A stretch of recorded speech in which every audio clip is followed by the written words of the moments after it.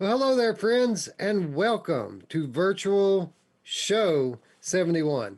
I'm your host, Wes. With me, as always, my good friend Roots. Roots, it's hump day, brother. How's hump day been treating you? I'm a little tired. It's funny. I was just telling the chat. We did our money show so late last night, and I didn't go to bed till late. I thought, oh man, my first stop's not till 11. My phone starts ringing early. My boss is like, oh, somehow we screwed up. You're supposed to be over at this stop right now, and so I had to rush over there.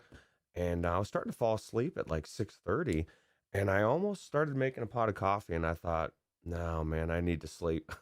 If I drink coffee, I'm gonna screw myself. I'm gonna be looking at my walls all night, and it felt so good when I started to fall asleep. I'm glad I remembered, and other than that, I'm doing good. And I wanted to throw a shout out to Radio Runt and Mash Daddy starting the show off right with a couple of donations. Man, we haven't even had this available possibility for less than 10 minutes, 20 minutes, and already people are wowing me with how much they love the show. So we appreciate it. Our first monetized live stream, and much thank you to Mash Daddy. Did you say Radio Runt was the other one? Yep. Yep. Radio Runt coming through with the first ever Virtual Strangers super chat. We appreciate you both, not only for the support through super chat as well as Patreon, but for everything else you guys do. You guys are the best. Yeah, absolutely. As a matter of fact, what was it? Technoglitch was just saying they were thanking the community for not one but two copies of Gauntlet, and that's awesome as well, man. People are, I know, Spry Guy's spitting them out, handing them out like candy. So Yeah, I saw that in the Discord there last night. He just picked some up just in case somebody else wanted to join in, huh? yeah. Well, see, and I almost did the same thing because they have like the 4-pack you can get from some websites for like $20, right? So you can bring three friends with you. So, although the next time I go into Gauntlet, I'm going to try it in Vorpex with the immersive screen, because Helix Vision and its drivers, NVIDIA drivers, man, it's causing some issues for me, Wes. And I don't know what the deal is, man. It's like, I guess it's just doing the streaming and then trying to do that at the same time. It really kind of screws with OBS. And I don't know what it is, but I had a little bit of a hard time streaming last night because of Helix Vision. And we got a couple more. Dave Station throwing $2 out, and ET2K $5 as well. Actually, I guess. Yeah, Dave Station VR says tip train incoming. Toot toot. Thank you, buddy. I assume that you're the conductor, not in the caboose there. And we have ET2K9 now says congrats on the long-awaited milestone. Well deserved, and thanks a lot for that. A lot of these kind words this week, Roots. Similar sentiment. They know how long we've been waiting, how hard we've been working to achieve this milestone, and they know just how much it means to us. Yeah, absolutely. And Delirium Drew as well, throwing out some sparkly fireworks there. We appreciate everything. And we will. Everything that we get from anything is going to go directly back into the channel, whether it be for games or for upgrading the intros, or possibly getting hardware down the road. It's all going to go into the show. So we've already decided 100%. And we still to this day have not touched a dime of the Patreon donation. So that's just been accruing this whole time. And I think, yeah, what Roots here said just then is correct. I think our first big investment is going to go toward upgrading the aesthetic around here.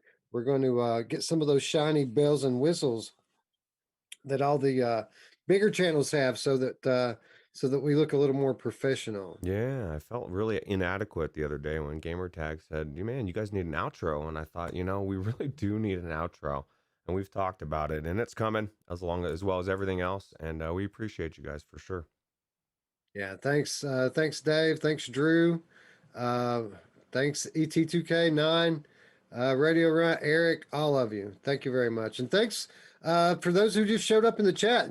Techno Glitch showing up as always. Hussein X with the super chat says, how's it going, everyone? Great to see super chat is on at long Yeah. last. Well, thanks for that. People eager to give tonight, Roots. Yeah, well, see, I'm always the same way, and I just think it's exciting. I see that little symbol below, and it's not even about the money. It means we made it, dude. We got 1,000, and to all you people that are listening to the podcast on the podcast form, we are a YouTube based show. Just throw that out right there right now. We had somebody join the Discord that didn't even really realize we were a YouTube based show because of the website, the way it's set up. But we appreciate all of you, especially the people that are out there as well, not watching it. So Yeah, this is the Virtual Strangers Video VR podcast, and if you're only listening to the show and not watching it, you're missing out on the best part. You yeah, know. you're growing a beard, huh? You're gonna grow a full beard. Look at my beard. I Yeah. was just thinking what it's gonna look like when it gets down to mid chest, because it's out of control, Wes. It is wiry and curly, and it is just a beast, and I like it. So Yeah, man, it's awesome. You're gonna look like a mountain man soon, like from the Rocky Mountains. yeah, no, it fits right for sure. But Slay Blaze in chat. Hello, sir. Onakazi. Thanks for showing up, friend. Traveling Man 3775. Hello, hello. Some dude named Roots in there saying a lot of stuff. Spry Guy in the house. And yeah, looks like the usual crew hanging out this late Wednesday as we move into Thursday, talking some VR. And we're going to talk a little co-op this week because you know, Roots and I had a couple of long awaited uh co-op sessions this week. Some things we've been talking about doing for a long time. We finally found time to do it, huh? Yeah, it's actually been, I don't know, it shouldn't be that hard to get together, but for some reason, even when we plan it, something happens, you oversleep, I oversleep, we miss each other somehow in comments, and so we finally did it, and put a couple nails in the coffin for a couple of these games as far as just doing it, like developers give us these games, and then we kind of need to talk about them, right? And so I'm kind of glad we're getting Yeah. that out of the way for sure. Well, this first one we're going to talk about, I think it was perfectly timed, and I'm talking about Crunch Element. Crunch Element was released in the early access a couple months ago, and Roots and I had access right as the game launched on the Steam. Um, Before we went in together, I thought I should go in and take a peek at it myself, and I saw some issues with it. Again, day one jank, not an uncommon thing, especially when you're talking about independent VR games. So, as we often do here, we'll either come on the air and tell you how great something is, or we just won't talk about it at all, right? So, like this fell into the second category. I felt that there was going to be more work put into it. And thankfully, Roots, I was correct because upon revisiting this game last night with you, a much different, much better experience than I had the first time around. Yeah, you were telling me like when you went in at first, like that there was no windows and doors, and people were just piling out of the building, which is completely against everything that we saw, which is you got to breach these walls. And one of the things I learned right off the bat, Wes, is you kind of have to plan what you're doing, because we started breaching walls and we ran out of explosions and we were kind of screwed. And it was like, oh God, we're not in yet, and I don't know what we're gonna do. And there was no way to get around it because you only have so many things, right? You can like change your loadout, and both of us had two bombs in there. But I don't know, man. One thing I will say in this game is get everything straight, get it all set up correctly, make sure you're the right height. Because I was floating super high, and I it was had to do with my Oculus floor, and I couldn't reach. I dropped my guns, I couldn't reach it. We left, what was that? Some person that was randomly in our game, Farola or I don't know. She was wondering what the hell's going on. So I don't know. It was definitely a learning experience. But once we got everything set up properly, it seemed like it ran pretty smoothly. Yeah, yeah, absolutely. And I just want to really quickly send a thank you out to Jim Hall donating $5 via Super Chat. Thanks, friend. Um, yeah, so when I initially tried out Crunch Element, there were doors and windows. The difference being last night when we went, all the doors and windows were boarded over. So you couldn't see inside.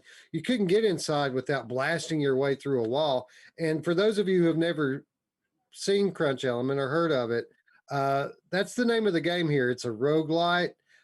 These compounds are procedurally generated, and you, with up to 3 teammates, a party of 4, can go in and you come armed with different firearms and explosives.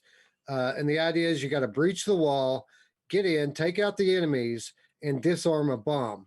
That's the game. You disarm the bomb, you defend, you get out of there, and you win. Uh, when I first came in, there were doors and windows, but they weren't boarded up. So all I really had to do, again, playing by myself, I had a long range rifle, and I would just find a high point outside the walls, wait for the enemies to come out the doors, and then just start picking them off one by one. And I would take out 90% of the enemies that way. And after they quit coming outside, there might be 2 or 3 left in the building. I would just go in and kill them and disarm the bomb. Not the case last night. Upon visiting the new compound, obviously a lot of updates have come since the last time I played because the game looked better, it sounded better, a lot of upgrades. But the doors and windows were all boarded over, like all of them. Like it kind of made you wonder how they plan on getting out. But literally every door and window was boarded over. And you set your charge out in your home base before you visit these compounds. And you can bring either 1 or 2 explosive charges. I had 1. Roots happened to have 2. And you just kind of strategically attack and search rooms, clear out enemies until you find the bomb. Not easy. We died a few times before we were successful, right? Yeah, we kind of had to get the hint of it, man. If those guys see you, they shoot you pretty fast. We found out that you can also shoot yourself because when we had to restart it, we are like, "Oh, how do we do this?" We just killed ourselves. But yeah, those it's kind of weird. I feel like because you said the AI wasn't the brightest, and I feel like they're working on the AI, and I would suggest that they work on it a little bit more. It seems like they're really. It kind of reminded me of the bots in Population One, like super deadly, but not the brightest at every moment. And there was this weirdness, Wes, and I told you I don't know if you ever saw it, and I wish I would have had the camera on our money show as well because I was shooting these guys, like there'd be like 5 or 6 guys in there, and they would literally fall over like they were like one of those things that you punched and it goes down and pops back up. They would like lean over and then pop back up, and they were like, if I was aiming, they were like moving around, doing weird stuff. They had Matrix abilities, right? Yeah. I was like, what is going on? But for the most part, I felt like they were very they weren't slouch, and you kind of really needed to find out where they were at. Because if you run into a room or you even get within sight of a room, they're gonna nail you, dude. And you're gonna like you can't just be running around there blindly through hallways. You need to take every corner properly and make sure nothing's there. So I feel like it was kind of a mix as far as the AI intelligence, but that would be one thing that if I was making suggestions to the devs, because this is an early access and they are constantly working on this. And just from what you said, just from the time you played it the first time to today or last night, it was night and day. And I'm hoping the next time I go into it, it'll be even more night and day because I really had a lot of fun. And I think that if we could get the AI perfect, with 4 people, this would be a really cool thing. And that's one of the things I want to do, throw out to the Patreons or anybody that's wants to play with me and Wes at some time. Maybe do I guess it's on Viveport Infinity, right? So if you have Viveport Infinity, it's free. Absolutely. And in that line of thinking, VR Spry guy says he's downloading it now. Oh, And nice. Mash Daddy says that he's willing to jump into it at some point this week as well. So Roots and I were talking about maybe going back into it to see if the difficulty scales with more people. So yeah, definitely, uh, you know, let us know in the Discord when you guys are going in. Maybe we'll be around. Maybe we'll want to go in with you. Another thing too, and I don't know if this is something that was just us or not, or we kind of theorized. We weren't sure what the deal was, but like we had to go into Discord to talk because there was no communications. Like I found Yeah. Wes's game, which we had to do public as well. I wish we could invite from private because that's how we ended up with Fiora. And now we're like, oh, what do we do? Well, thank God we can't talk to this person because we're going to have a discussion. But it'd be one of those things that I think you need to communicate, and not everybody's going to have access to Discord. And maybe it's something that we just miss, Wes. And the hell, dude, we could have shot through doors. Are you kidding me? Or the wood? We never even. Did you ever try that? No, we shot everything except for that, I think. Yeah, I just assumed we had to breach everything. So maybe we're stupid. We should have just been shooting through stuff as well. I saw that guy Makes using a sense. grenade as well. So yeah. Yeah, that was my well, no, I had like another gun as my, like, you have two primary weapons and two secondary weapons. The primary weapons being guns and the secondary weapons being explosives. But there's also this other kind of gun that you can get as a secondary weapon. So I had like three guns and one wall charge until I changed my loadout. Hmm. Um, Now, what you're saying here is absolutely true. Communication is key in a game like this, and I did find it odd that there was no in-game chat. So if I had to give any constructive criticism to the developers here, I would say maybe work on getting some in-game chat. Um, Also, the other thing Roots mentioned, the private sessions. I could not figure out how to invite people into a private session. I was forced into making a public session so I could play with Roots because it wasn't obvious how you put together a private session. So either that needs work, or at the very least it needs to be more clear to the user, because I didn't see any way for it to happen. I mean, Roots was on my Steam friends list. He didn't see the session, and there was no invite feature. So again, we just had to go public with it. Mm. And I mean, besides that, I mean, you mentioned that the AI could use some improvement. I agree with that, but it is night and day better than it was the first time I was in there. And I checked these guys out on Twitter today, and they were showing off some new procedurally generated environments. Ooh. And apparently, these compounds are going to be well expanded in the very near future. We're going to have more than one building going forward to search. It's not just going to be the one spot all the time, and very different, very good looking environments too, instead of just always the desert like it is now. You know what would be cool, Wes? Another mode that's not the bomb diffusing. Like maybe you go in and you rescue a hostage, and now you got to get out with the hostage, keep them alive at the same time as everything else. Now, Roots is remaking the game here. Um, even if that doesn't happen, I just think that would be cool. But I really was impressed with this game in that respect. It was definitely everything seemed pretty good, and I definitely want to get back into it and play it again. Yeah, yeah. Uh, Disarm a bomb, find a hostage. That's all the same to me. I would like to see larger, more sprawling compounds. I'd like something big enough that it takes me 20 minutes to find it. You know what I mean? Something I really have to work my way through. I think multiple buildings would be a good place to start with that. And I would even go so far as to say that maybe you need to achieve some kind of objective in the first building to even be able to access the second building. Maybe the first building's kind of a security area that unlocks the other buildings. Something to that something in along that line of thinking, to add layers to the objective, other than just breach, kill, disarm, and leave. Uh, Adding layers will add complexity and diversity to the gameplay, and ultimately lead to more replayability, which is you know really the main goal of a game like this, is making something that people want to come back to time and time again with their friends. How cool would it be if you had teams going up against each other in a situation like this, where like you just both started in different start sides of the complex and you had to find each other and destroy each other. I know it's a different, totally different thing, but there's just so many. There's a lot of Or possibilities of things they could do with this game on top of what it is, right? or you could race, right? I mean, you wouldn't have to kill each other, but like it could be a race to the bomb, That's you true. know. That's true. Duck Dive Dodge joining the chat. Hello, friend. Um, but yeah, what you're saying is absolutely true. What do you think about the guns, Roots?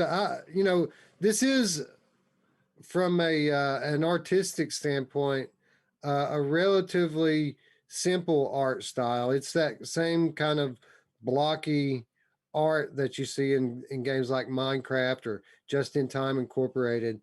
But I would give it like maybe a step up from that because it wasn't as blocky and low res as those aforementioned games, and really, really good lighting in this game as well. Yeah, absolutely. And the guns, you even mentioned it right off the bat. You said, "Oh, Scion will love these because it actually has kickback." You could feel it, or at least the gun kicked back. So, yeah, they were good. And although it did take us a minute to figure out how to reload, just because or at least me, I couldn't figure out how to grab that thing. Once I figured it out and reloaded, we were good. But yeah, no, I thought the guns were good. Didn't try all of them though. I know you were big on changing the loadout, and I just said I'm just gonna go with whatever loadout it was. It was already 12:30. Yeah, they give you up to three different loadouts that you can have prepared so that you don't have to constantly be scrolling through guns in the compound, or the home base rather. And I haven't tried all of them, but the ones I have tried felt and sounded very good. Like as you mentioned, proper recoil when you fire the weapon, which isn't the biggest deal to me, but people like Scion are really particular about that sort of thing. They look very good despite the art style. I think the guns looked really good, and the sights were really nice on them as well. Yeah, absolutely. Yeah, it was definitely good guns. A little spooky when those guys come flying in there in your face. There's some times, Wes, when there would be like 6 or 7 guys coming in on me, and I'm like, I don't know what the hell to go do. And that's how usually when I ended up dying. It's too many people. You know who loves it when 6 or 7 guys come on them?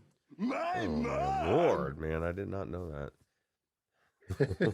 How long do you think it's going to take for us to lose our certification with the the algorithm here? Well, I'll tell you what. As long as we stay out of politics, I think we're okay. I think that's where they really, really want to crack down on people. And this Yeah, isn't a for sure. political show, so we're in luck, Wes. We can totally avoid all of that. Awesome, awesome.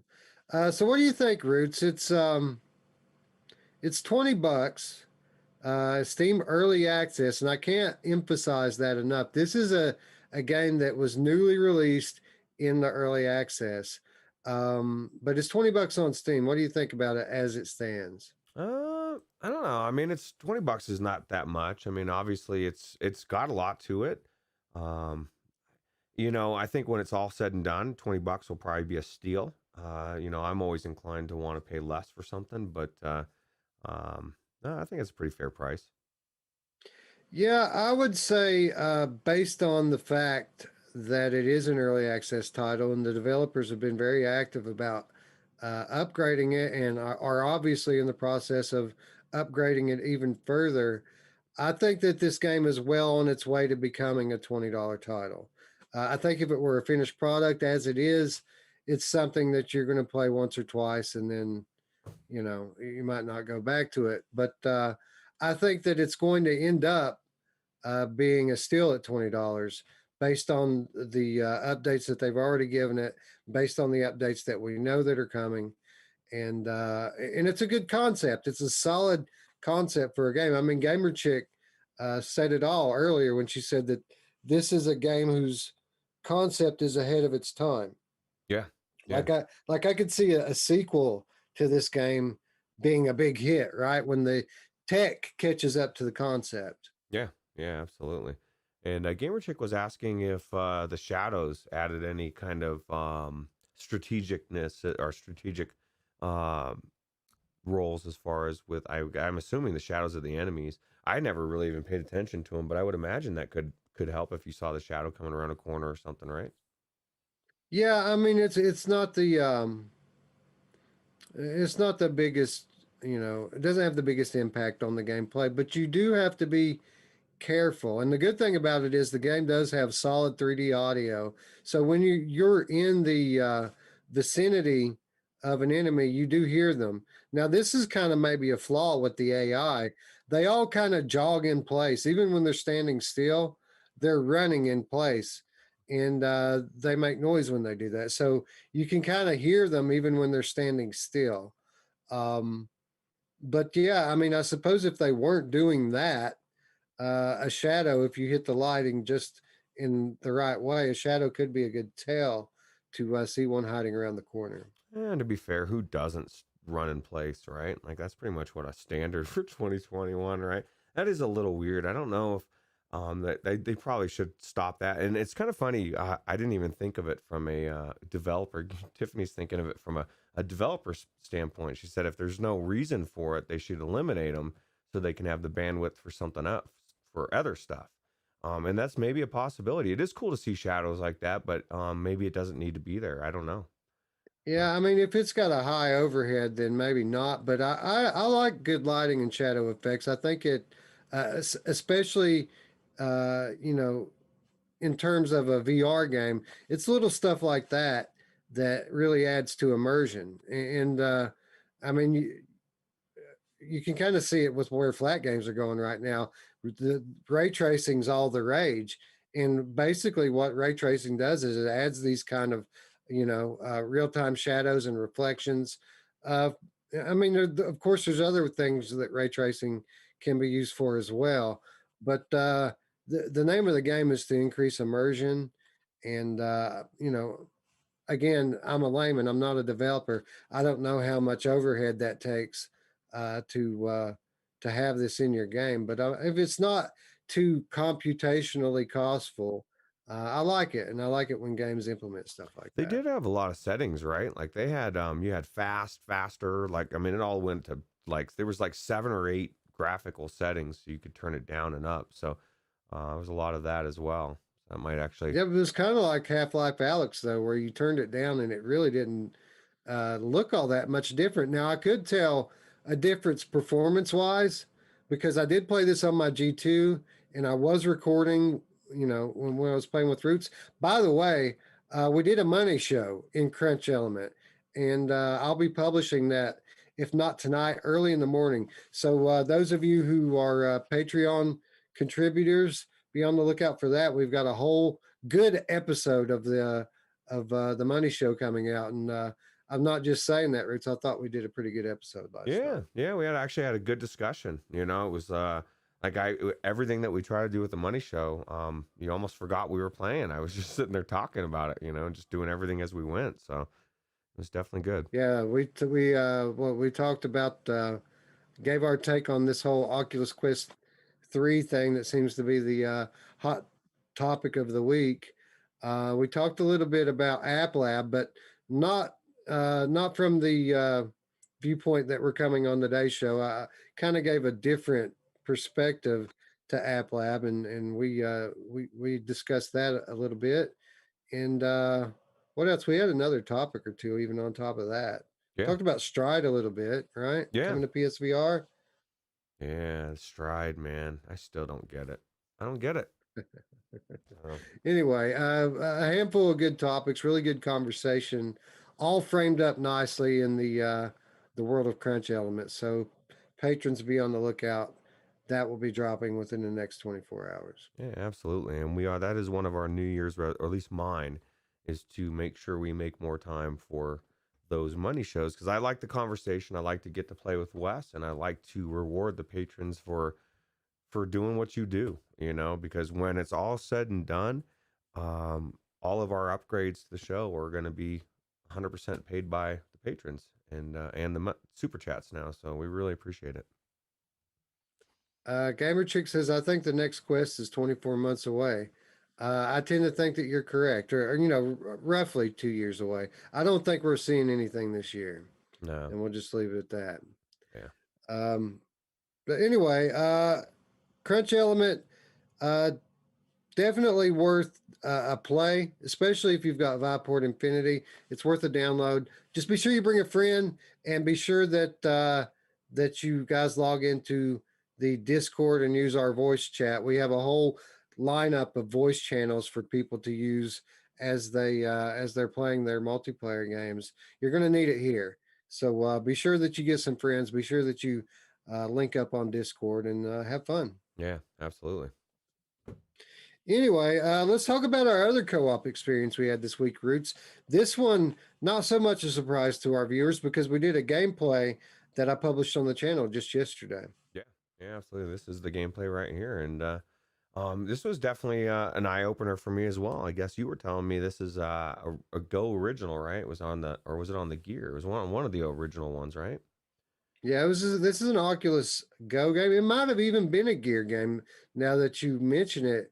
But yeah, this game originated as a 3 Degrees of Freedom, gaze-based uh, zombie shooter.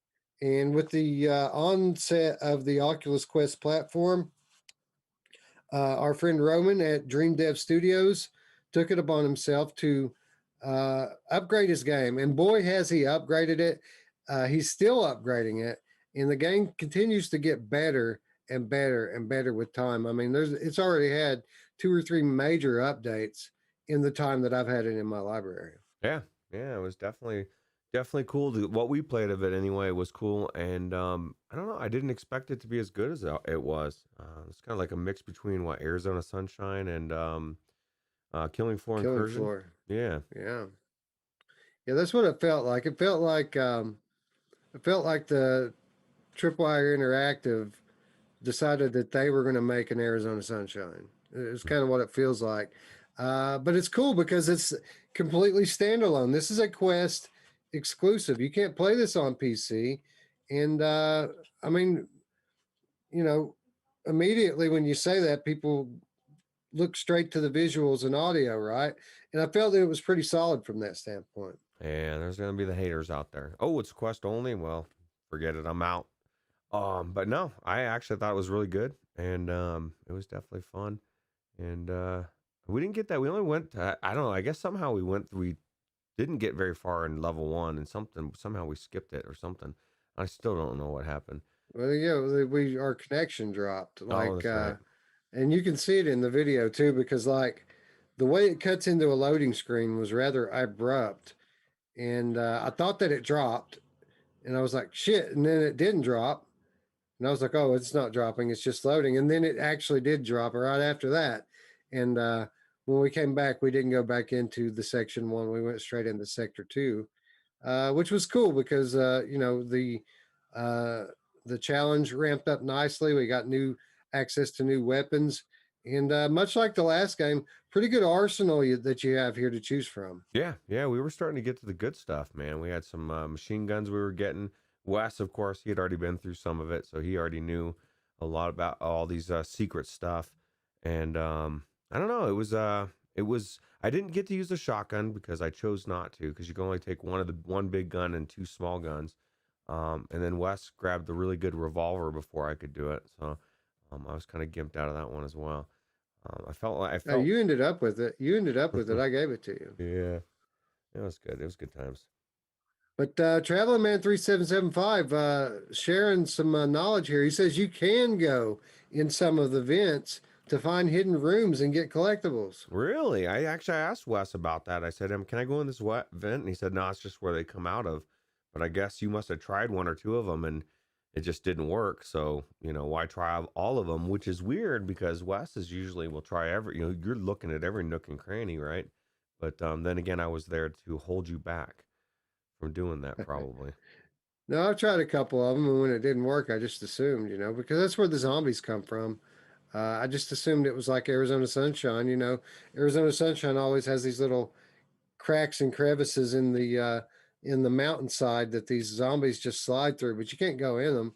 It's just a way for them to make sense of the zombies spawning. That's kind of what I thought these vents and ductwork were, but apparently I was wrong. That was one thing that I was impressed with, man. It was like you'd get going, and all of a sudden, it just seemed like they were everywhere. you turn around and get somebody's on me. I'm like, get the hell off me, you know. You just every time I turn around, somebody else was in my face, and then they had the ones that were spitting acid stuff at you, and it was really cool. I'm assuming that the enemies got even more elaborate by level 4, but we didn't never got that far. But it was definitely cool.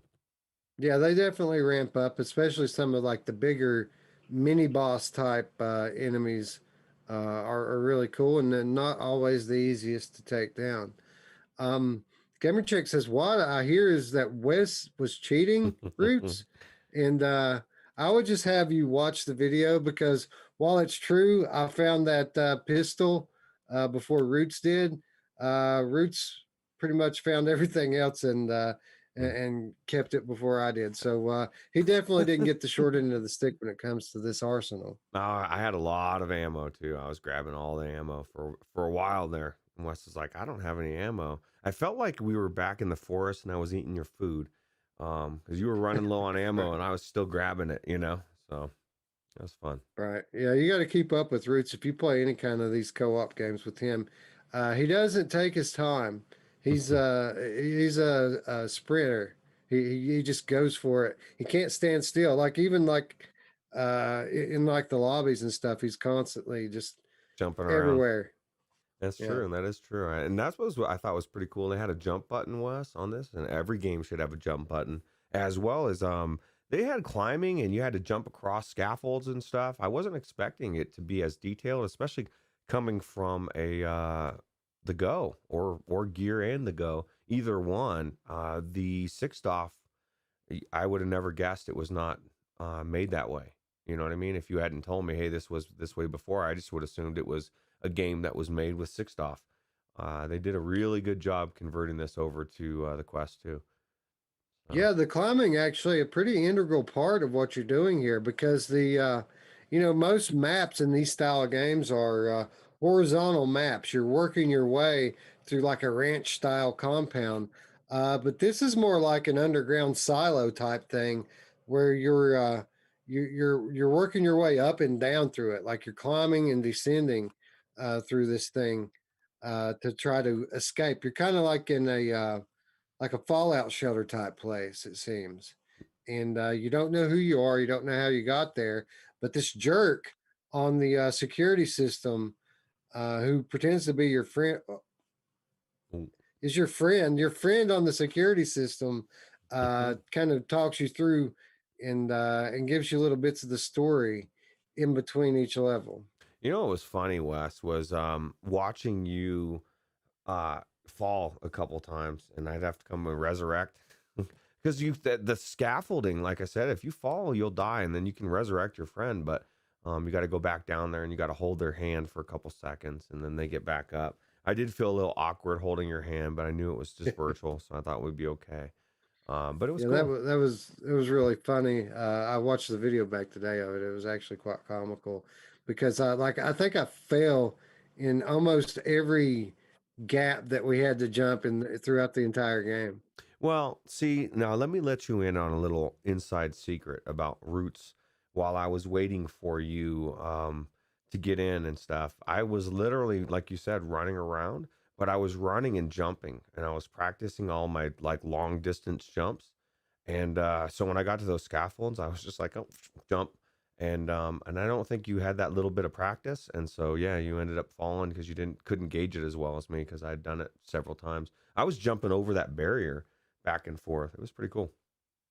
Well, actually, the first couple of times I fell, I just was pressing the wrong button. I Oh, wasn't even jumping. I was just walking into the hole. oh And the God. last time that I fell, I didn't. I was climbing and I didn't have my grip apparently, and it just made me fall. I did instead of grabbing the thing my hand was on, it just went through it and I fell right back down. Oh wow.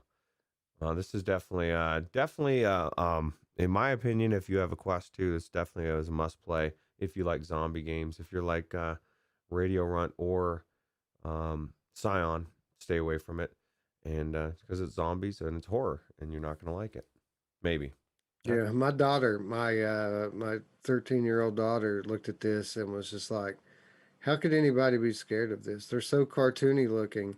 uh, and I wanted to kind of throw Scion under the bus there, but I didn't. I decided to wait To until the now. show to do that. Yeah, good choice, bro. But yeah, I mean, that's the thing. But when you're in there in the headset, it's different, right? And like Scion always says, it's the sleeping hours that are the problem, not the waking hours. So Right, right. No, it certainly can get tense.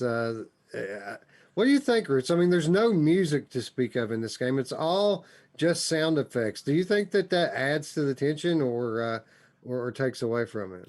probably adds to it. I mean, I know there's music when you play single, but they didn't. I guess they didn't have the. We were mentioning how there was no music, right, for the co-op. So Yeah, I couldn't remember if there was music in the single player or not, but uh, for sure, I mean, there was no music when we played, but the sound effects were, they were really loud. Not only from the zombies and the other enemies that you encounter, but the guns as well. I mean, like, especially when you get some of the bigger guns, they're very loud. yeah, yeah. Well, I mean, it's realistic. You're in a small little confined area. Those guns would be super, super loud. You know what I mean? But yeah, definitely. Onikazi said that she said the same after she tried it in headset. No, she did not try this game in the headset, but let me tell you, she wouldn't be phased by it. We beat Arizona Sunshine together. We beat Killing Floor together. This game's not going to phase her for a second. Walking Dead, she's probably beaten as well, right? She hasn't. I think maybe she played it one time. She Hmm. hasn't really played Saints and Sinners that much. Oh wow. Well, I think that's blasphemous. Tiffany needs to scold her. She likes to play co-op. I mean, it's just Well, like that's true. it's that simple. So I mean, if we had co-op in Saints and Sinners, I'm sure she would be glad to play it. Tiffany. I would love to see co-op in Saints and Sinners. I would love to see the campaign, full campaign. I know we say this every time. Um, Every show. every show. Well, think about all the money shows we could be doing. We could be doing it with that game as well. But it definitely does increase any game. Makes it better being in there with a friend. And yeah, this was no different. Yeah, certainly the case here. Very much the case with Crunch Element. Like that made a big difference in that game having someone in there with me. But solid game here. Now, unlike the last game, uh, I don't think it's any question here, Roots. This is a $20 price tag on this one as well. You think it's worth it? Oh yeah, this is and what we were saying, or actually, I think you said it when we were playing it. There's not many games like this, if any, on the Oculus Quest, right? Like you've got other games on other systems, but there's not many. So Well, you've got a Arizona, couple, but yeah, not but it's not like PC and like PlayStation. Of course, you have Arizona Sunshine. I mean, everyone knows that one. And this is kind of the case where I wouldn't say that this game is better than Arizona Sunshine, but it is a little different. And if you're like me and you've played Arizona Sunshine through a million times and you want something else to go to, I think this is where you go, right? yeah, yeah, absolutely. I don't think $20 is too expensive at all. There's also another one, another zombie shooter on Quest that's a little more arcadey, and it's got co-op as well. I just Drop, haven't tried that Drop one. Dead or something or something. Yeah, yeah. Drop Dead Dual Strike Edition. Yeah, yeah. Um, Actually, I almost picked that up a couple times, just because yeah, people say it's good. So yeah. Well, maybe we do another comparison episode one day soon. We try to get all this stuff and back to back it. yep, sounds good. But yeah, $20 no brainer here. I think that even though this game, much like Crunch Element, is a work in progress, it's much further along. It's been around a lot longer. It's had a lot more love put into it, and I think as it stands right now, this game's worth $20 all day long. Yeah, absolutely. Anyway, I think it's going to wrap up our co-op discussion, but wasn't all that we played this week, right? Yeah, no, and actually, I would love to play this next game in co-op as well. That would be cool, right? Yeah, absolutely. Yes. Roots and I decided after the show on Sunday that we really needed to get a little bit more time in Ven VR Adventure to really just see what this 1.2 and now 1.3 update is all about. Because while a lot of these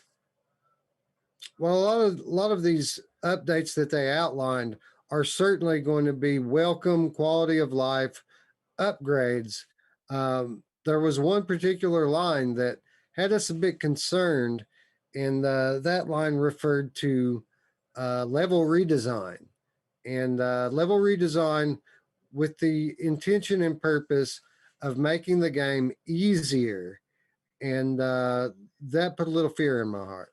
Yeah, absolutely. Well, let me ask you this, and I didn't have the the cojones to do it, but did you put it did you when you played it? Because I'm assuming you started it back over. That's what I did. Did you start it on the hard mode? To see, I mean, because I put it on normal because I was like, man, I mean, it's already hard. Yeah, you know who loves it when it's already hard, Roots? My Oh, she mom! does. I did know that. No, I kept it on normal. I wanted to get as close to an A/B comparison as I possibly could. So I just left it on normal difficulty level. I made sure snap turns were enabled, and I went into the most recent level that I played, which was the level that I did 2 videos on my channel already, on my gameplay channel, Lethal Weasel VR. Link is in the description below. But I did 2 videos from this one level already. The first video was me playing through most of the level and then ultimately failing. The second video was me playing completely through the level successfully. And today, right before the show, I revisited that same level because it's the freshest in my mind. And any changes I knew I would immediately recognize. Was that the port level or which level was that? Because I It was bad day for a barbecue or something oh like that. god, yeah, one is a bad day for a barbecue. I just played the first 2 levels, and just again, just to get acclimated with it and see how like all the tutorials. There are a lot of tutorials right off the bat, trying to as you're going running up to stuff. It's very explicit, stops you and has a description of what to do for that specific type of ground pound or whatever. So there's no confusion for the people that got lost right off the bat somehow. But and then I also noticed that it was it didn't I didn't notice any. I mean, I felt like there had to have been some places where it wasn't as far, it was kind of not far away anymore, but it didn't seem to affect the gameplay for me at all. I don't know, maybe it did for you. I mean, you said you just played through that one level 3 times. What were your thoughts on any of the changes in that respect? Well, I did notice changes. I noticed them right off the bat. And I mean, some of them were as simple as redesigning areas to make it where the runes weren't as hidden. Like there were areas where before there would be runes behind a tree or something you would get past and have to turn around to see it and go back after it. Now, just right out in the open. And I didn't mind that so much. Um, Another big change for me, actually, in my opinion, made the game more difficult, and that was the frogs. We talked about the frogs on our episode Sunday, and the frogs were a bit difficult to deal with the first time because you had to attack them a certain way to dispatch them, and that's gone now, Roots. If what they say is to be believed, you can't kill the frogs anymore. The frogs are just something that you have to avoid. And there are more than one spot in this game that these frogs are just right in your damn way. So you kind of have to time your way around them like any other obstacle in the game. And there was more than a couple of times that I ended up dying on today's playthrough just because I was trying to get around those frogs. I bet I died 10 times because of those things. Wow. What do you think about those frogs? They're your friend? You're like the son of a bitches. Yeah, there was a couple times I got really frustrated with it because it seemed um, I said it was like you had to make pixel perfect jumps to get through a couple of these areas. Okay. Well, hey, I mean, haven't been there yet, but that's music to my ears. We kind of want it to be hard, right? I guess eventually you'll probably, just like everything else, you'll be, ballet tiptoeing around all those frogs, no problem, because you've done it so many times. But just one of those things that you get better at, I'm assuming. Now, how about the camera moving and stuff? I mean, I noticed that there wasn't really any far away spots for me, but I couldn't remember if they were in the first two levels or not. But I have to imagine that there was a couple spots that were a little bit more farther away than are now with the new camera angles. Well, they didn't really change the camera trajectory or the camera placement at all. What they've done is they've changed the level to bring the level closer to the camera. Hmm. It's not so much that they move the camera closer to the action, but they've changed the level to bring the action closer to the camera. And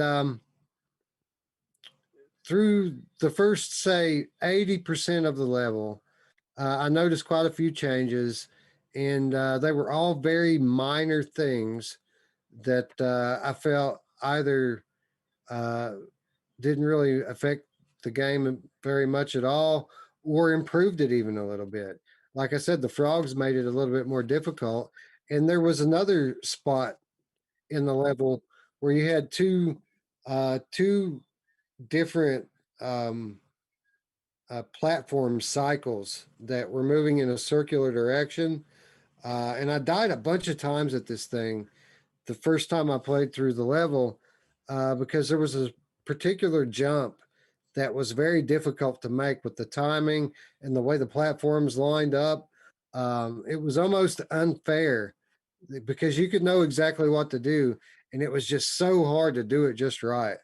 They fixed that, and they made it now where the platforms line up perfectly, and it's much easier to do. And I didn't mind that so much because, like I said, I almost felt like it was unfair the way they had it before. Hmm. So playing through most of the level, I felt good about it. I felt like the changes that they made were much needed changes, and the the gameplay remained pretty much intact, the same game that it always was. Oh. And then I got to the part where my first video of the level ended, the part where I lost all of my lives. Um, and it's this part where one of the little Ikai guys are off on this faraway island, and you have to hop across these three moving platforms to get to the island. And they're not just regular moving platforms, they're moving very fast, and they're trampoline platforms. So when you land on them, it shoots you way up in the air as it's moving really quickly. You had to make your way across three of those to get to the Ikai, and plus there's a bunch of runes there that obviously I have to collect. That was so tough the first time that I played it. It was so tough, in fact, that I got game over trying to get all those runes. Um, this was a big change in this level. It was a little too much, in my opinion. The way they redesigned this area, they brought the island a lot closer to the camera. So now it's only two platforms instead of three, and they're moving much more slowly than they were before. And I had absolutely no trouble making it across that. It took me, I think I did it on the second try. I was over there and back, no problem. I felt like that was a little too much. Um, so I mean, that's basically the my experience. Most all of it was perfectly done and an improvement on the original, but that one spot, I felt they had a little bit of a heavy hand and Hmm. maybe nerfed it just a little too much. Yeah. So that would tell me there's probably half a dozen spots throughout the game that are going to be like that. Because that's not the only really crazy spot like that I know that I've ran into on different levels. But my experience and from what you're saying overall, kind of I guess is just reiterating that the devs know what they're doing. They did create this game. They created an amazing game. phenomenal as far as what Virtual Stranger says, and in the trailer. And it you know, every most of what they changed made it easier or better, I guess, in most ways. And then I guess, you know, we're two people. You know, there's two people out of, you know, tens of thousands of people that are going to end up buying this game and playing through it. And maybe it was just it's too hard for the average person in 2021. You know, we do have a lot of cupcakes in the world right now, Wes, and Yeah, that's absolutely true. And I'll say this: I didn't experience anything when playing through this level that would have me change my review of the game whatsoever. It's still very challenging. It's not an easy game on normal difficulty. mm, It's quite challenging. Um, Obviously, I'll have to play through the rest of the levels to have a final opinion on it. But I stand now where I stood before. This is one of the best, if not the best, platformer in VR, and I think it's a must own for everyone who loves this type of game. yeah, absolutely. And I was kind of glad I went back in and played some today because now I want to go. It's reinvigorated me. I want to finish this game, Wes, and so I'm gonna be doing it soon. I might be streaming it. You know, just for the same Well, reason that you're gonna be recording it. If I'm gonna play it, I might as well stream it just in case it makes it on a list.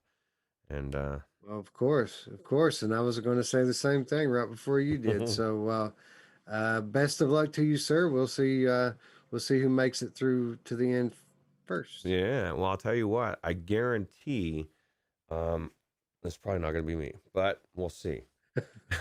I'll tell you what, man. I played this thing today on my G2, and you know, I've told you recently that the performance with my G2 and my 3080 has gotten better and better and better, and it's crashed less and less and less. So today I got brave and I went all the way with it, brought it all the way back to up to 100% in Steam VR, which is like 3,000 and something by 3,000 and something. I mean, it's some crazy high number when you have G2 plugged up. And perfect, man. Not even a stutter. Beautiful visuals and beautiful, great performance. No issues whatsoever. It was great. Yeah, it's funny. I did the same thing because the last time or every time I've played it on the Quest 2, today I played it on the Rift S, and I cranked the super sampling up to like 2.0 or whatever it was. And it just ran perfect and it looked so good, right? So crisp and I was really impressed with this game. You know, so much so that geeked out a little bit. I brought Ven really close to me and I was just like having him do all sorts of moves with his sword and just checking out how cool he looks, right? He's just the visuals in this game are no joke. It just looks so good.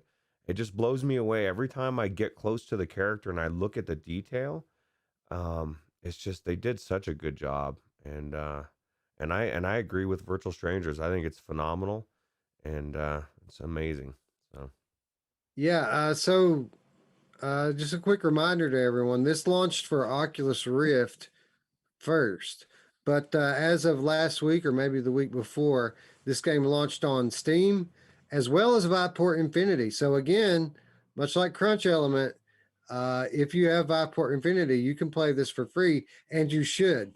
Now, this is one of the best releases of 2020, and I'm quite sure we're going to be talking about this one again during the 2021 show. yeah, absolutely, yeah, and it's gonna be coming to Quest soon, right? Yeah, Q2 on Quest, and our friend Lucas from Monologic Games actually sent me a screenshot of the Quest version coming along quite nicely. Yeah, it's awesome. I'll tell you what, this is gonna be one of the best games on Quest when it comes out. It's gonna be the only platformer that I know of this nature, and it's just gonna be really good. So Yeah, it's one of the best games in VR. It really is. You know, as I stand halfway through it right now, it's really, really good. Um, so again, highly recommend it. Those of you on Quest and PlayStation VR, hang in there. I'm really going to be interested to see what the PSVR crowd says about it because obviously console gamers are more privy to this type of game, and they have the gold standard there. They have Astrobot to compare it against. So I want to see if they're going to be homers, if they're going to like give Astrobot kind of like an unfair advantage just because it's the PlayStation game, or if they're going to are they going to be legitimately objective about it and give this game the props that it deserves. Yeah, it'll be interesting. One thing that it has for it is there's not a slew of games coming out for PlayStation VR right now, and one thing that you can definitely say about the PlayStation VR crowd is they are definitely supportive of almost every game that comes out for the platform, and it doesn't matter if it comes out for PlayStation VR. Usually, unless it's a turd, they're going to be singing a praise about it because they don't have as much to play, and I think they appreciate games a lot more than most PC VR people do. Um, Yeah, and how what a good position Monologic's in too, by the way, because here they stand, having completed their PCVR launch, and from all indications, it was quite a successful launch. But now, what they have to look forward to are the two by far most populous VR platforms in the world with Oculus Quest and PlayStation VR. They've got roughly 8 million more headsets to sell to altogether. So that's it's got to be exciting for them, dude. They're going to make some money. yeah, especially on Quest, man, because there's nothing like it really on there, and there's a lot of kids, Wes, and every kid loves platformers, right? I mean, this might be a bit much for them, but skill wise. But then again, I watch kids own me in Population One, so they'll probably be jumping circles around me. So Probably so. Probably so. But anyway, this one definitely stay tuned. Again, you'll find links in the description below, not only for my gameplay channel, Lethal Weasel VR, but for Ruuts' Twitch channel, which he's very active on. He plays a lot of Population One on there, a lot of other stuff as well. But we're both going to be diving into this one start to finish very soon, maybe even as soon as tonight. So be sure that you're um, subscribe to both of those channels as well. If you like watching VR gameplay, yeah, absolutely, for sure. I can't wait to the day Roots where we can actually record 360 3D video footage and stream that. No, You gotta think that that's just around the corner, right? yeah, I would imagine. It's definitely going to be amazing, and it would be cool to be able to watch the gameplay in VR. And they've got stuff that's similar to it. I can't remember what the name of that program was, but it was a while back. But you could actually go into the games and you could move around and you could check them out from. But it took a lot. It was weird to film it because I looked into it. But I know Mike from Virtual Reality Oasis did it, and some other channels that did some of those videos. I can't remember what the name of the program was now, but You're talking about Live, LIV? well, I don't know if it was Live. I know Live does a lot of the where you can do like you can be mixed reality, but maybe it was Live. Right. I just know that there was different games that it was specific, very specific games you could record, but you could actually record it and then you could go into VR and you could actually move around the environment and check it out from different angles. So if that's Live, then yeah. Can you imagine what game trailers are going to be like in 5 years when we can actually put the headset on and view the trailer from inside the world? Yeah, because the thing is that's one of the things you can't do right now, especially you watch the video and we always say it doesn't do it justice because it doesn't. You're still looking at a flat screen, doesn't have 3D depth. But if you could be in there and actually see the gameplay from the perspective that the devs want you to see it from, that's game over as far as getting people into that game. Um, so Yeah, and I mean, we call them VR trailers, but what they are essentially is the evolution of the old non-playable demo, right? You remember you used to get these discs in the EGM magazine. You take it home, you pop it into your PlayStation, and some of the demos you could play, but then there were other demos that were just, cinema sequences and stuff like that. I feel like our VR trailers are basically just the evolution of that old non-playable demo. yeah, Well, that'll be cool. Hopefully it's sooner than 5 years. But yeah, I think technology is moving so fast that it may be next year. Who knows? Speaking of which, I guess it's worth mentioning now, since I think it's going to be over by the time we come back on the air. The Steam Game Festival is happening right now. Today's the first day of it. It's going to go on for a few days. Uh, a ton of games on there that are being streamed, and a buttload of free demos on there right now. Even I think there's something like 20 to 30 VR games on there that you can demo right now.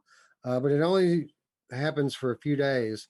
So be sure you're going in there and checking that out while you can. Absolutely. What is going on with these rockets, bro? This is getting crazy.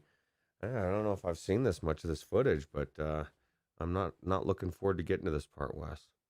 Yeah, it looks simple, don't it? Yeah, it looks like it's gonna be a cakewalk for me. Um, it's cool though, man. He's got swords, and I just love I just think this is one of the best platformers I've ever played. So, and I can't wait I to. think what you're looking at here is really what sets it apart. If it turns out to be better than Astrobots, I think it's because of these parts like this that are going to make it put it over the top. Because the you as the player are not always in a passive position. There are boss fights and such where the third person character just kind of, you still have to protect the character, but you are the one who's physically fighting the bosses, which is really cool. It's a way that this type of game has never quite utilized VR the way or as much as Ven VR has. Yeah, absolutely, and it's definitely very difficult to be doing both at the same time. So. Anyway, that's going to move us on to our topic for the week. And I just thought that it would be nice to kind of let everybody know what's going on here with the long awaited launch of the Oculus Quest AppLab.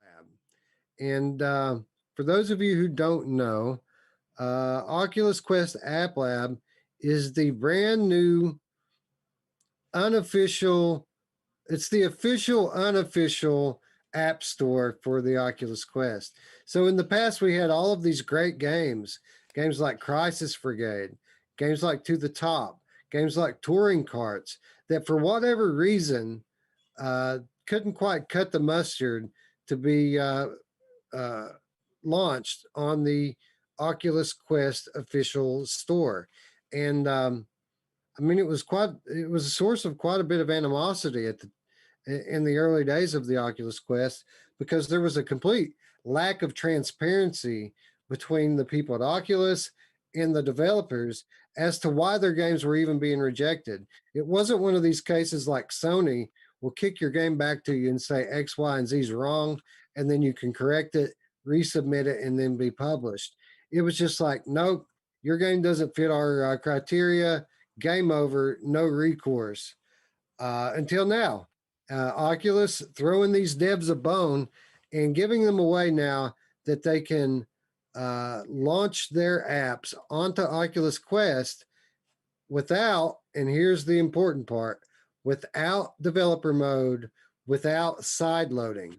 So even the most, you know, uh, basic layman who has no computer skills can still get in here and access these games, both free and paid apps you can access through AppLab. And again, it's almost as easy as using the Oculus Quest store.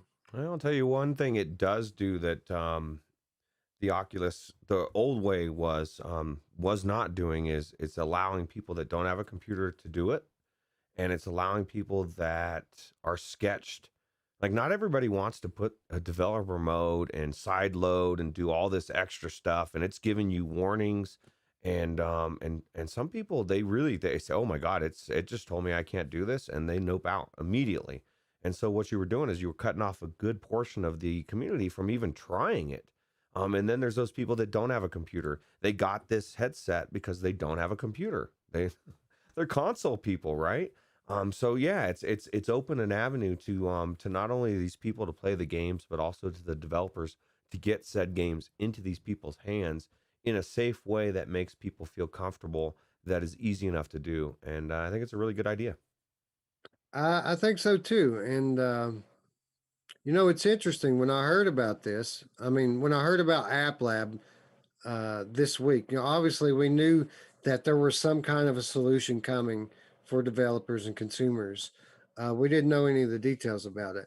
But as it launched this week and I heard about AppLab, I kind of had this vision in my mind where you kind of put your headset on or go onto your mobile phone, and there you'll find this kind of separate store with unofficial apps. But I was surprised to find out today, Roots, that that's not the case at all. There is no central place where you can go and just scroll through all of the AppLab apps. It doesn't exist. Hmm. So how do they, I guess you, that's kind of confusing. So how do you find all this stuff? There's two ways. One, if you already know what you're looking for, then you just go to the Oculus Quest store, you search for it. And by the way, you have to spell it right to the letter.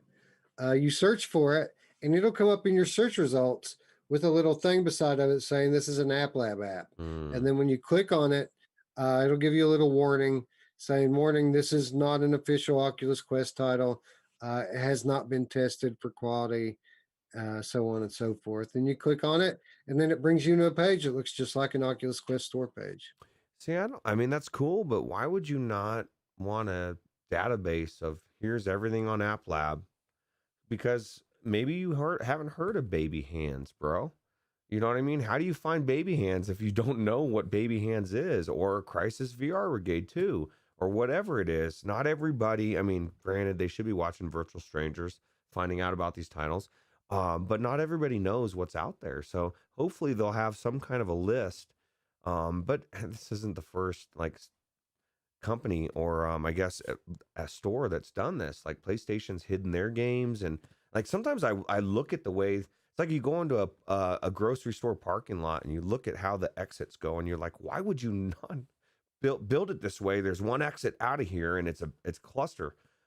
This is kind of the same thing. It's like you would imagine it would be a lot easier and better just to have it all in one place, a list of everything, so I can scroll down and choose. Um, but I don't know. Hopefully they'll do that. So Well, there is it isn't just completely left up to random chance like that. They have addressed it in kind of a half measure. What they're doing to allow these apps to get some kind of shine put on them, to have a place where people can find them. They're officially partnering with SideQuest. So there's an alliance now between Oculus and SideQuest, where SideQuest is going to have or does now, in fact, have a page on their app and on their website that's just for AppLab apps, and you can go on there, click on the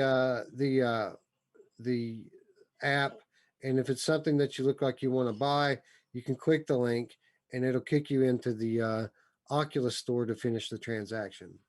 well, what if you got your Quest today and you don't have access to developer mode anymore?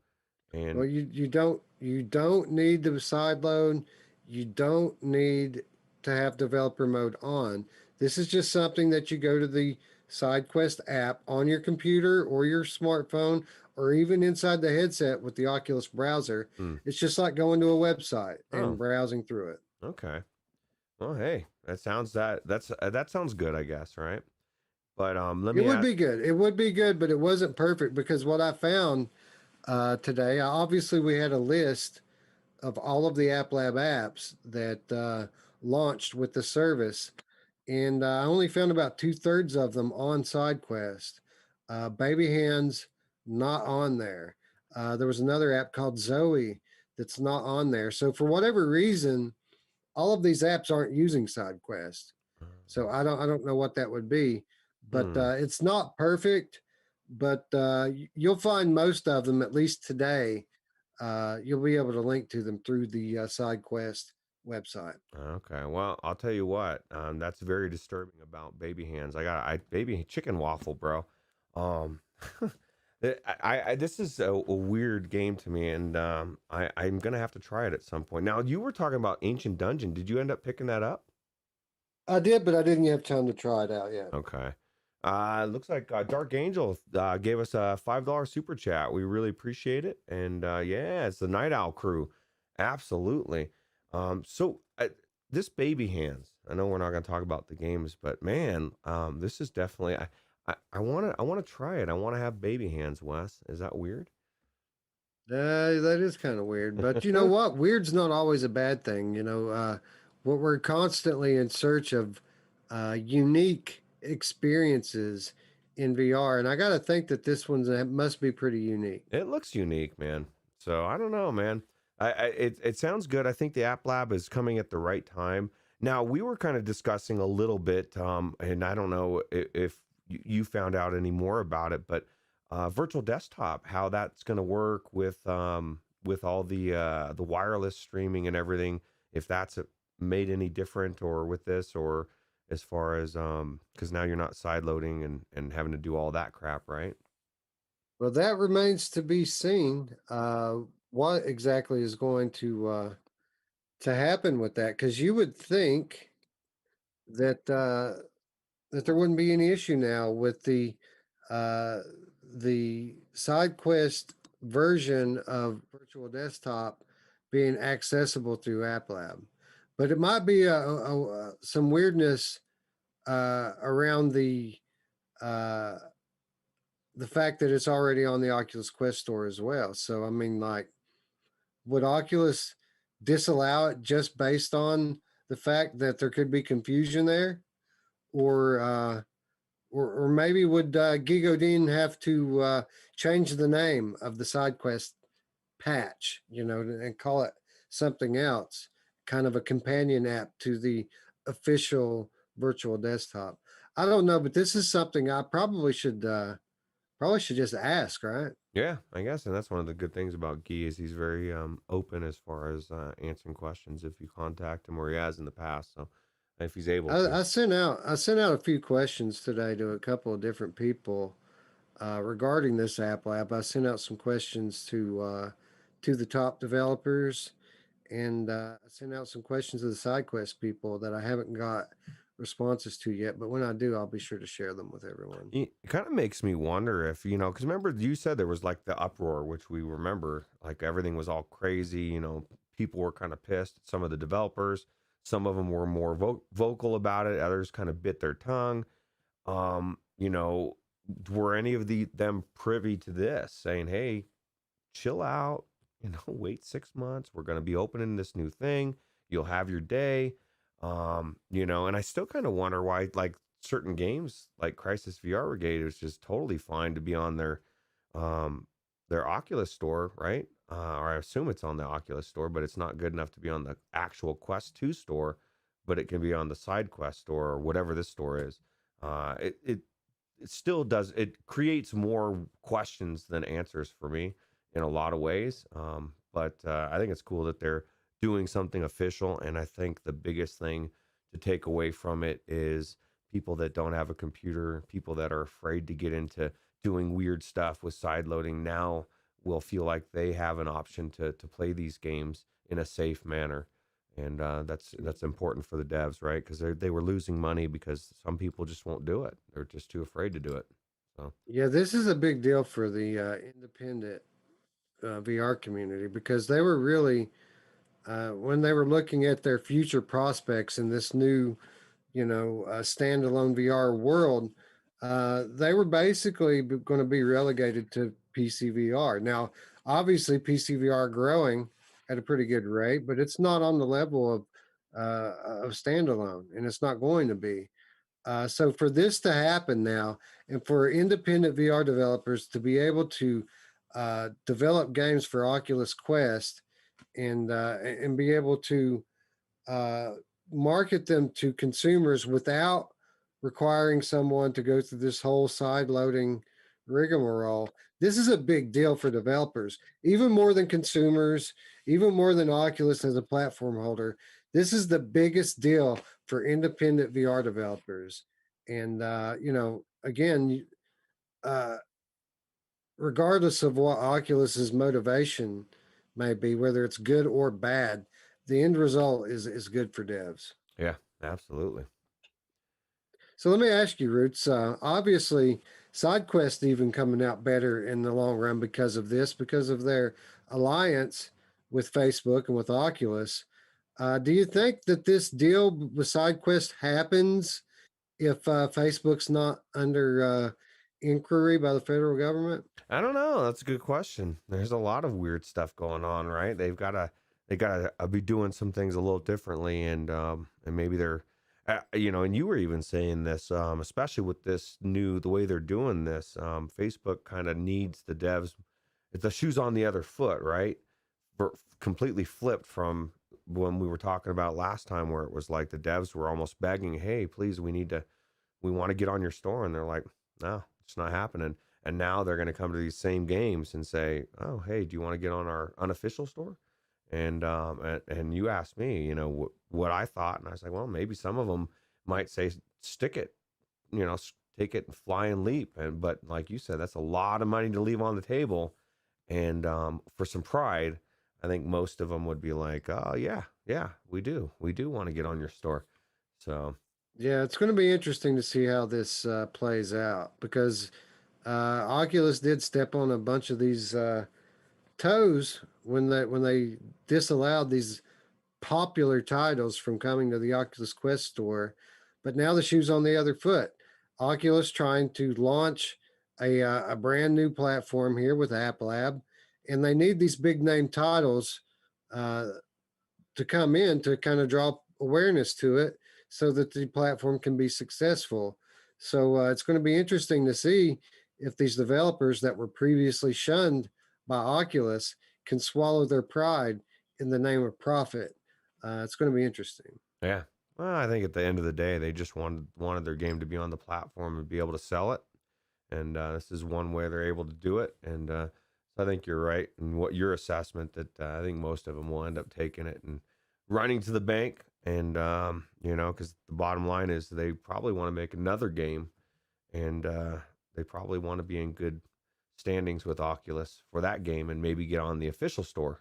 So Yeah, but what I was originally wondering is because uh, would this deal with SideQuest have taken place had Facebook not been under federal inquiry? And the reason I ask this is because, as I mentioned before on the channel, one of the things that the government is specifically accusing Facebook of is targeting smaller startups within the industry, copying their idea, and then putting them out of business.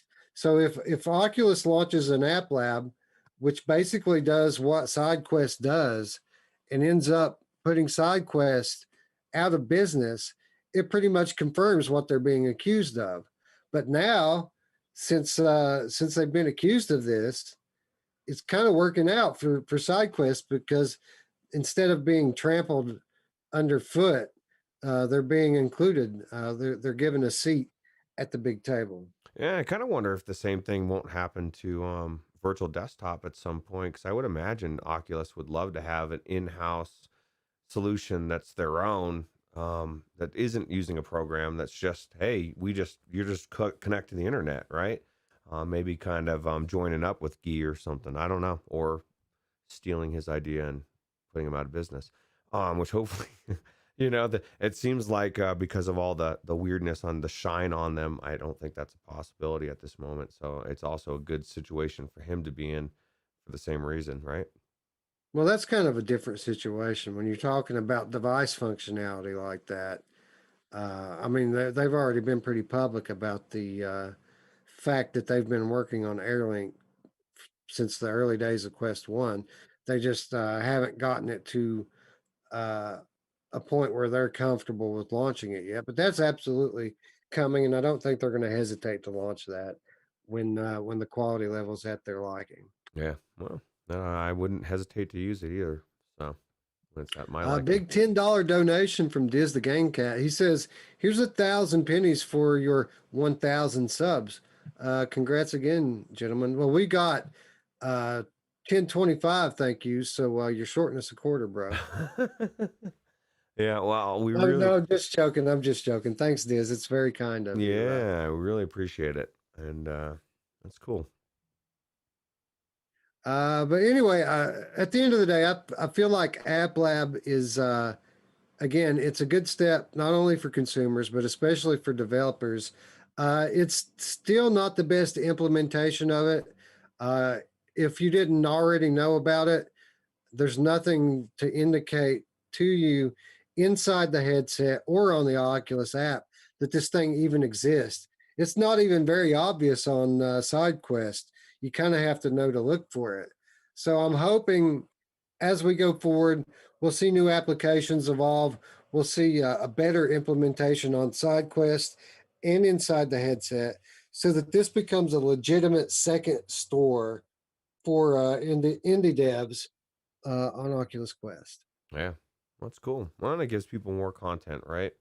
Maybe it might not be your cup of tea. I saw some games in some footage of some really, really basic looking like skiing game or something.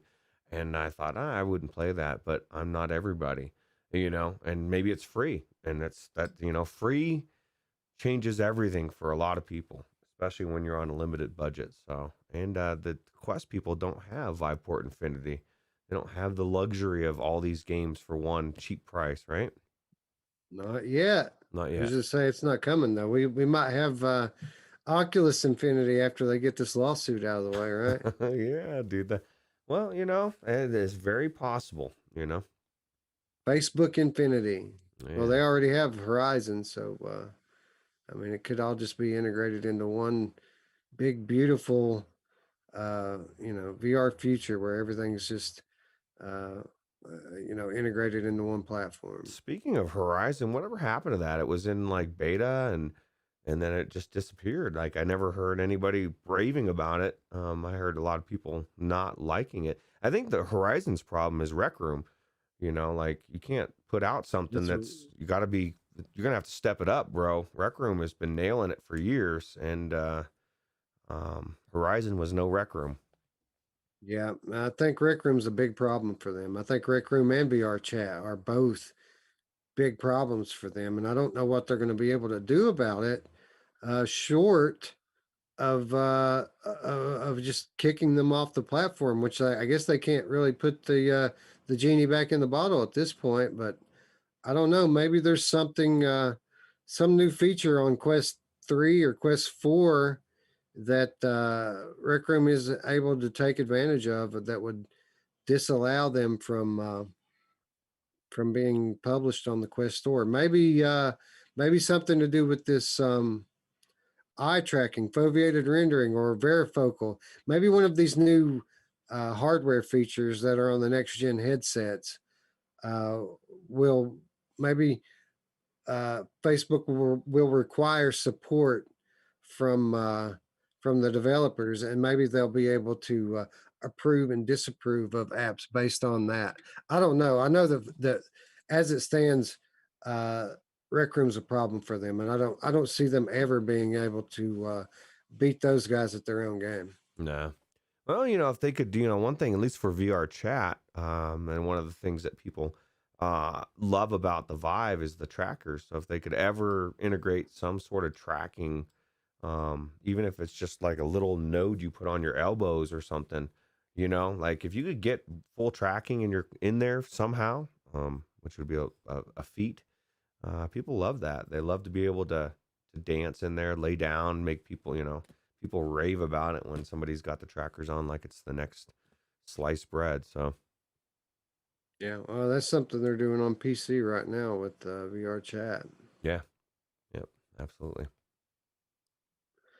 Anyway, I guess that's going to wrap us up, and I guess we're going to call it an episode here. I want to thank everybody for showing up late, late at night as usual, and all of you watching after the fact, the rerun there. Big thanks to everyone who donated on our very first monetized live stream. Thank you very much, one and all.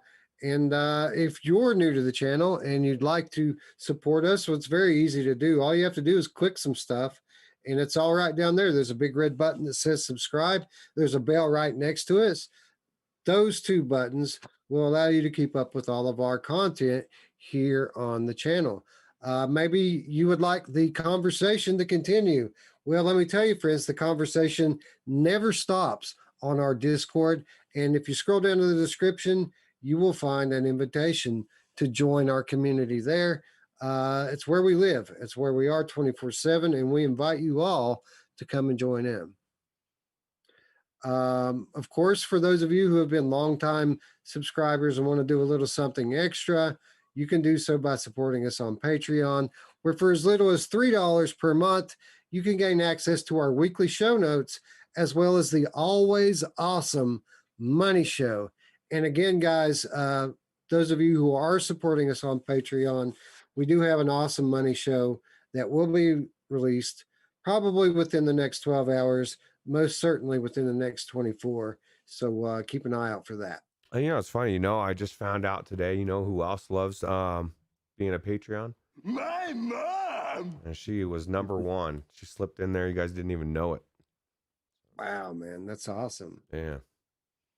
Anyway, Traveling Man 3775 says merch, please. Yeah, that's probably next on the to-do list.